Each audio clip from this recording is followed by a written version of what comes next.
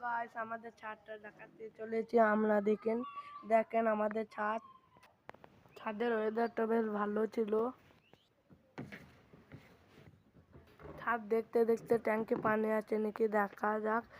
একটি পানি অর্ধেক শেষ। ট্যাঙ্কিকে টাটা বাই বাই বলি লেবু গাছে কাছে চলে যায়। লেবু গাছটার জন্য আমাকে ডাকে রমজান এসো হাত করবো। লেবু গাছটাকে বললাম তোমার এখন বয়স হয় না, লেবু ধরবে খানিক পর।